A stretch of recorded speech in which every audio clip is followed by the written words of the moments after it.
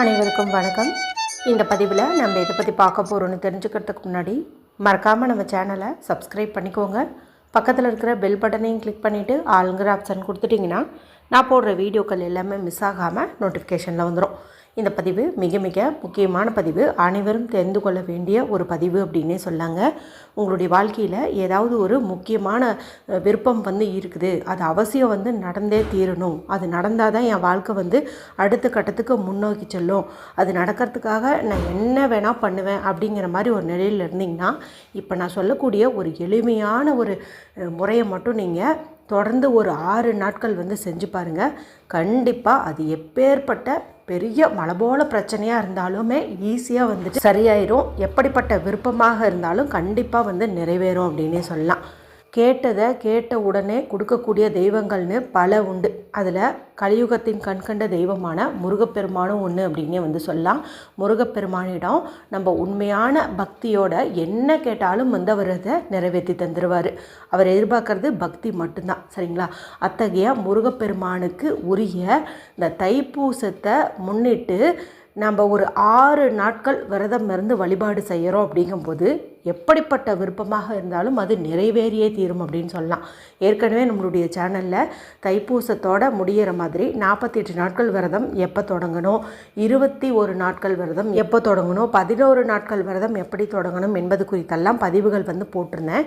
இப்போ அந்த தேதிகள் எல்லாம் முடிஞ்சிருச்சு. நமக்கு மீதி இருக்கக்கூடியதுன்னு பார்த்திங்கன்னா 2 வாய்ப்புன்னு சொல்லலாம். ஒன்று 6 நாட்கள் இருக்கக்கூடிய விரதம், இன்னொன்று தைப்பூசத்தன்னைக்கு மட்டும் இருக்கக்கூடிய விரத முறை. அந்த ஒரு நாள் விரதம் குறித்து நம்ம அப்புறமா இன்னொரு வீடியோவில் பார்க்கலாம்.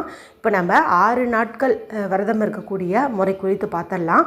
மேலும் இந்த பதிவில் விரதம் இருக்க முடியாதவங்க கூட எந்த மாதிரி வழிபாடு செஞ்சோம்னா நம்மளுடைய கோரிக்கை நிறைவேறும் என்பது குறித்து தான் பார்க்க போகிறோம். ஸோ நீங்கள் விரதம் இருந்தாலும் இருக்காட்டியும் இப்போ நான் சொல்லக்கூடிய இந்த ஒரு தீபத்தை மட்டும் நீங்கள் ஏற்றுனீங்கன்னாவே உங்களுடைய விருப்பங்கள் நிறைவேறும். நமக்கு இந்த பிப்ரவரி மாதத்தின் முதல் தேதி ஞாயிற்றுக்கிழமை அன்னைக்கு இந்த ஆண்டு தைப்பூச திருவிழாவானது வர இருக்குதுங்க.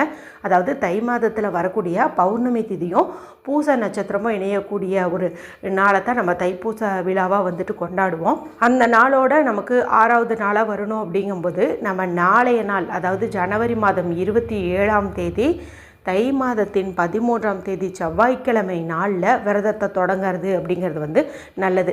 அதிர்ஷ்டவசமாக பார்த்திங்கன்னா முருகப்பெருமான் வழிபாடு நம்ம சாதாரணமாகவே செவ்வாய்க்கிழமை நாளில் செஞ்சுட்டு வருவோம். இந்த முறை நான் உங்களை விரதம் ஸ்டார்ட் பண்ண சொல்லக்கூடிய அந்த கிழமை கூட பார்த்திங்கன்னா செவ்வாய்க்கிழமையாக வருது. மேலும் நாளைக்கு நமக்கு தை கிருத்திகையும் இருக்குது.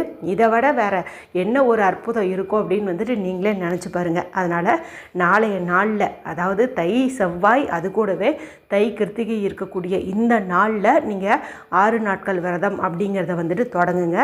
தைப்பூசத்தோட அந்த மாலை நேரத்தில் நீங்கள் அந்த விரதத்தை நிறைவு செஞ்சுக்கோங்க. இப்போ நாளைக்கு காலையில் எழுந்ததும் நீங்கள் சுத்தபத்தமாக குளிச்சுக்கோங்க. தலைக்கு குளிக்கிறது அப்படிங்கிறது நல்லது. அடுத்தது வீட்டில் முருகப்பெருமானுடைய படம் வச்சுருந்திங்கன்னா அந்த படத்தை தூய்மைப்படுத்திட்டு சந்தன குங்குமம் இட்டுக்கோங்க. வீட்டில் ரோஸ் வாட்டர் வச்சுருந்தீங்க, பன்னீர் வச்சுருந்திங்கன்னா அந்த பன்னீரை கொண்டு படத்தை தூய்மைப்படுத்துறது ரொம்ப ரொம்ப சிறப்பு. அதே போல் விக்கிரகம் வச்சுருந்தீங்கன்னா குறைந்தது 6 பொருட்களாலேயாவது நீங்கள் அபிஷேகம் செய்கிறது அப்படிங்கிறது நல்லது. வேல் வச்சுருந்தீங்கனாலும் வேலுக்கும் நீங்கள் அபிஷேகம் செஞ்சுருங்க. 6 எண்ணிக்கையில் சந்தன குங்குமம் இட்டுக்கோங்க. நாளைக்கு செவ்வாய்க்கிழமை நாளாக இருக்கிறதுனால முருகப்பெருமானுக்கு பிரியமான செவ்வரளி பூக்கள் மாலையை நீங்கள் கட்டி போடுவது அல்லது வாங்கிட்டு வந்தாவது முருகப்பெருமானுக்கு சமர்ப்பணம் பண்ணுறது அப்படிங்கிறது ரொம்ப ரொம்ப விசேஷமான பலனை கொடுக்கும். அடுத்து முருகப்பெருமானுக்கு உகந்த நிவேதனம்ட்டு நிறைய இருக்குது. இப்போ நாளைய நாள் நமக்கு தை கிருத்திகையாக இருக்கிறதுனால ஒரு சிலர் பார்த்திங்கன்னா 6 வகையான உணவு கூட செஞ்சு படையிலிடுவாங்க. அந்த மாதிரி நீங்கள் செஞ்சீங்கன்னாலும் சரிதான். இல்லை நாங்கள் இந்த தை கிருத்திகை வழிபாடு செய்யறதில்ல, இந்த 6 நாட்கள் விரதம் மட்டும் நாங்கள் கடைபிடிக்கலான் இருக்கோம். இப்போ அந்த 6 நாளும் என்ன பண்ணணும் அப்படின்னு கேட்டிங்கன்னா, இப்போ நான் சொல்கிற மாதிரி ஏதாவது ஒரு எளிமையான நிவேதனம் தினமுமே நீங்கள் வைக்கணும். 2 பேரிச்சம்பழம் வைக்கலாம், வாழைப்பழம் வைக்கலாம், 1 டம்ளர் பால் வைக்கலாம், கற்கண்டு வைக்கலாம், தேன் வைக்கலாம். இந்த மாதிரி நீங்கள் தொடர்ந்து 6 நாட்களும் வைக்கணும். கண்டிப்பாக தினம் ஏதாவது ஒரு நிவேதனம் வந்துட்டு வைங்க. அதே போல் தினமும் நீங்கள் வந்துட்டு படத்தை தூய்மைப்படுத்தணுமா, விக்கிரகத்தை தூய்மைப்படுத்தணுமான்னு கேட்டிங்கன்னா அப்படி பண்ண தேவையில்லை. முதல் நாள் பண்ணிக்கோங்க. இப்போ நடுவில் நமக்கு ஒரு சஷ்டி திதி வருது அப்படின்னா நம்ம அந்த சமயத்துலேருந்து பண்ணிக்கலாம். ஆனால் பார்த்திங்கன்னா இப்போ நம்மளுக்கு அந்த மாதிரி எதுவுமே வராது. இப்போ நாளை நாளில் நீங்கள் பண்ணிட்டீங்க அப்படிங்கும்போது தைப்பூசத்தன்னைக்கு நீங்கள் பண்ணினீங்க அப்படின்னாவே போதுமானதாக இருக்கும். அடுத்து ஒரு விசேஷமான தீபம் வந்து ஏற்றணும். விரதம் இருந்தாலும் இருக்காவிட்டாலும் இந்த ஒரு தீபத்தை ஏற்றுவது சிறப்பு. இப்போ பீரியட்ஸில் இருக்கிறவங்க இந்த தீபத்தை எப்படி ஏற்றணும் அப்படின்னு பார்த்திங்கன்னா, வீட்டில் இருக்கக்கூடிய கணவர்கிட்டயோ குழந்தைங்கக்கிட்டேயோ சொல்லி இந்த ஒரு தீபத்தை வந்து நீங்கள் ஏற்றுங்க. ஆனால் விரதத்தை வந்து நீங்கள் தாராளமாக கண்டினியூ பண்ணலாம். இப்போ விரதம் இருக்கிறது பார்த்திங்கன்னா 3 விதமாக வந்து இருக்கலாம். ஒன்று, இந்த 6 நாளும் பால் பழம் இந்த மாதிரி எடுத்துக்கிட்டு இருக்கலாம். இல்லைனா 2 வேளை மட்டும் நீங்கள் சாப்பிடாம 1 வேளை சாப்பிட்டுட்டு விரதம் இருக்கலாம். இல்லைனா 1 வேளை மட்டும் சாப்பிடாம 2 நேரம் சாப்பிட்டுட்டு அப்படின்னு கூட இருக்கலாம். கர்ப்பிணி பெண்கள் வந்து இந்த 6 நாள் விரதம் இருக்கலாமா அப்படின்னு கேட்டிங்கன்னா, நீங்கள் வழிபாடு மட்டும் செஞ்சிங்கன்னா போதும், விரதம் இருக்க வேண்டிய தேவை கிடையாது. அதே போல் பால் கொடுக்கும் தாய்மார்களும் நீங்கள் விரதம் இருக்க வேண்டாம், நீங்கள் வழிபாடு மட்டும் பண்ணிக்கோங்க. நான் சொல்லக்கூடிய தீபத்தை மட்டும் நீங்கள் ஏற்றி வழிபாடு வந்து செஞ்சுக்கோங்க. சரி, அது என்ன தீபம் அப்படின்னு பார்த்தலாமா? இதுக்கு நமக்கு செம்பருத்தி இலை வந்து தேவைப்படுது.